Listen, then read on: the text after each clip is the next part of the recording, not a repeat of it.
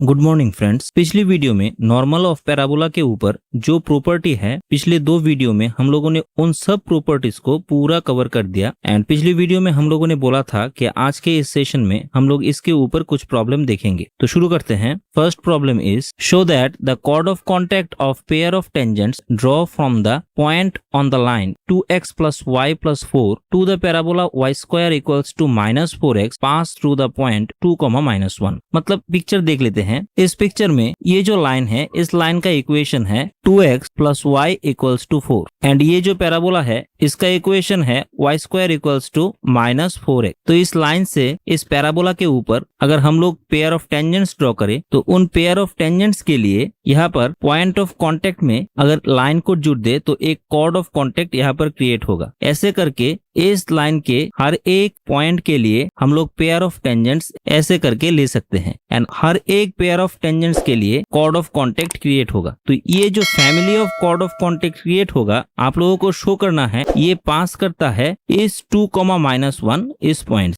तो कैसे दिखा सकते हैं? द गिवन इक्वेशन दिया गया है पैराबोला का y square equals to -4x and जो लाइन दिया गया है उसका इक्वेशन है 2x plus y equals to 4। अब यहाँ पर इस लाइन के ऊपर x का कोई एक पर्टिकुलर कोऑर्डिनेट अल्फा चूज कर लेते हैं एंड इसको इस इक्वेशन में बिठा दे तो y का जो कोऑर्डिनेट है वो आ जाएगा 4 - 2 अल्फा। मतलब कोई एक आर्बिट्ररी पॉइंट अल्फा का वैल्यू कुछ भी हो सकता है, इस लाइन के ऊपर अगर सिचुएटेड हो तो उस पॉइंट से अगर हम टेंजेंट ड्रॉ करें तो उन टेंजेंट के लिए जो कॉर्ड ऑफ कॉन्टेक्ट का इक्वेशन आएगा वो हो जाएगा y1 plus 2 into x plus x1। ये हम लोगों ने कॉर्ड ऑफ कॉन्टेक्ट के जो सेशन है पैराबोला के उसमें हम लोगों ने दिखाया है। तो अब इस पर्टिकुलर x1 एंड y1 की जगह पर इस पर्टिकुलर पॉइंट का जो x coordinate and y coordinate है उसको बिठा दे तो यहाँ से हो जाएगा y1 की जगह 4 - 2 अल्फा y प्लस यहाँ पर x1 की जगह हो जाएगा, हम लोगों ने चूज किया था अल्फा, माफ कीजिएगा यहाँ पर 2 हो जाएगा 4 - 2 अल्फा। तो अब यहाँ से कैलकुलेट करें तो यहाँ से हो जाएगा 2x plus 4y plus alpha into 2 - 2y equals to 0। अब आप लोग यहाँ से देख सकते हैं ये एक फैमिली ऑफ लाइंस आ गया। इसको हम लोग L1 और इसको हम लोग L2 से डिनोट कर देते हैं। फैमिली ऑफ लाइन क्या है? अगर फैमिली ऑफ स्ट्रेट लाइन कोई एक पार्टिकुलर पॉइंट को बेस बनाकर ऐसे पास हो, इन सब लाइन को एक साथ हम लोग फैमिली ऑफ लाइन बोल सकते हैं। अब ये जो कॉर्ड ऑफ कॉन्टेक्ट है हर एक पेयर ऑफ टेंजेंट्स के लिए डिफरेंट कॉर्ड ऑफ कॉन्टेक्ट आएगा and different chord of contact ऐसे करके कोई एक पर्टिकुलर पॉइंट के थ्रू ऐसे पास होगा। तो ये भी एक family of line he create करेगा। तो इसके लिए हम लोग ऐसे इसे लिख सकते हैं L1 plus lambda into L2 equals to 0। अब यहाँ से L1 एंड L2 को कंपेयर करें तो L1 इक्वल्स टू लिख सकते हैं x plus 2y equals to 0। यहाँ पर 2x plus 4y right hand side में 0 प्लस इसे अल्फा इंटू 0 ऐसे लिख सकते हैं। तो 2 को कॉमन ले ले तो x plus 2y equals to 0 and L2 equals to similarly 2 - 2y equals to 0, मतलब y - 1 इक्वल्स टू 0 के बराबर आ जाएगा। तो यहाँ से y इक्वल्स टू हो जाएगा 1 एंड y का वैल्यू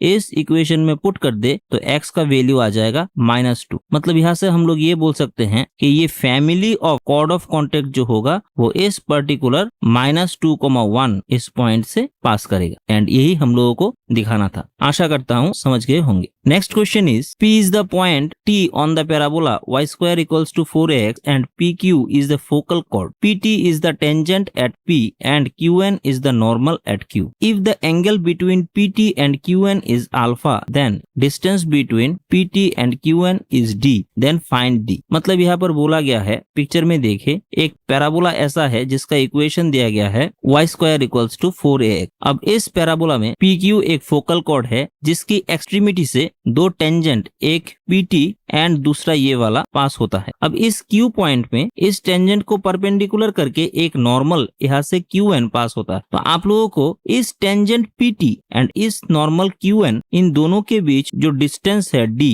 ये कितना होगा इसको निकालना है। तो कैसे निकाल सकते हैं? Since PQ is the focal cord तो यहाँ से P का जो कोऑर्डिनेट है उसे हम लोग चूज कर लेते हैं AT² 2AT एंड Q का जो कोऑर्डिनेट होगा उसे हम लोग चूज कर लेते हैं A/T² - 2A/T। तो ऐसे केस में P से जो टेंजेंट पास होगा उसका इक्वेशन हो जाएगा YT equals to x plus AT²। हम लोग ये जानते हैं। तो इन दैट केस इसे हम लोग लिख सकते हैं y equals to 1/Tx plus AT। तो 1/T जो है वो स्लोप हो जाएगा इस PT tangent. Similarly equation of the normal passes through Q point हो जाएगा X T square minus Y T cube minus A minus 2at square equals to 0। अगर आप लोग ये नहीं जानते तो नॉर्मल का जो सेशन है वो लिंक को प्रेस करके यहाँ से देख सकते हैं। तो इसे भी हम लोग लिख सकते हैं ऐसा करके Y T cube equals to X T square minus A minus 2a square. तो यहाँ से हम लोगों को मिलेगा टी क्यूब से बोथ साइड डिवाइड कर दे 1/t x minus 1/t cube a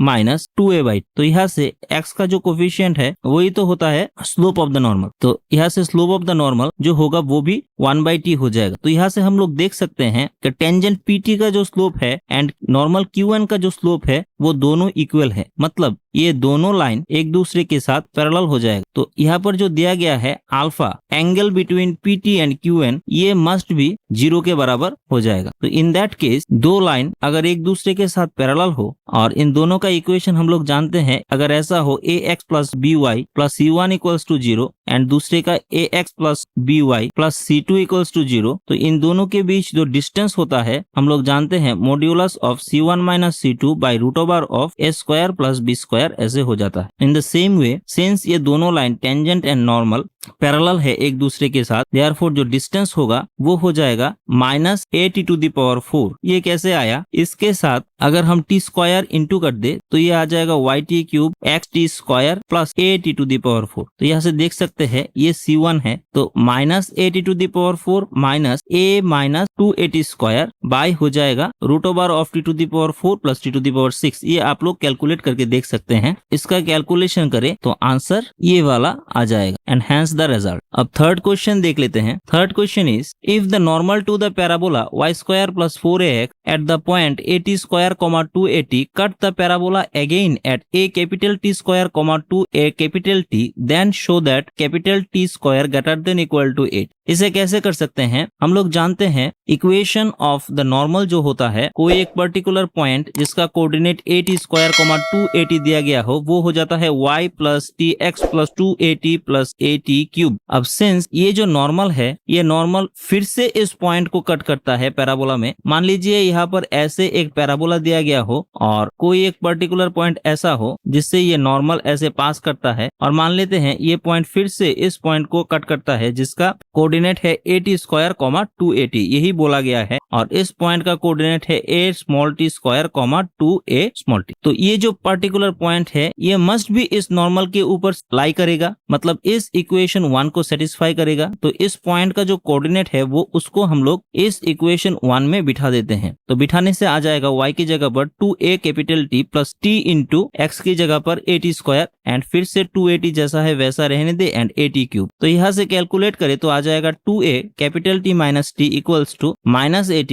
capital T square minus t square. अब यहाँ से a and capital T minus small t को कॉमन ले ले तो आ जाएगा 2 equals to minus t into capital T plus t। तो यहाँ से t square plus t capital T plus 2 equals to 0 आ जाता है। ये एक क्वाड्रेटिक इक्वेशन है स्मॉल t का। अब यहाँ पर जो कैपिटल T है ये हम लोगों ने इस कोऑर्डिनेट ग्राफ से लिया है, और इस कोऑर्डिनेट ग्राफ में हर एक पॉइंट जो है वो रियल होता है, एंड रियल होने के लिए जो कंडीशन है वो है डिस्क्रिमिनेंट जो है इस क्वाड्रेटिक इक्वेशन का ये b मतलब b स्क्वायर माइनस 4ac ये मस्ट बी ग्रेटर देन और इक्वल्स टू 0 होना पड़ेगा। अब स्मॉल t का जो कोफिशिएंट है इसको हम लोग b, कांस्टेंट टर्म को c एंड t स्क्वायर का जो कोफिशिएंट है उसको अगर हम लोग a कंसीडर कर ले ऐसे, तो क्वाड्रेटिक इक्वेशन बन जाएगा at square plus bt plus c equals to 0। अब bac इन तीनों के रेस्पेक्टिव प्लेस में बिठा दे तो हो जाएगा capital T square minus 4 into 1 into 2 greater than equals to 0। Calculate करे तो आ जाएगा t square greater than equals to 8। ऐसे करके जो रेस्पेक्टिव रिजल्ट है वो आ जाता है। तो आशा करता हूँ ये जो प्रॉब्लम है ये समझ गए होंगे। तो ऐसे करके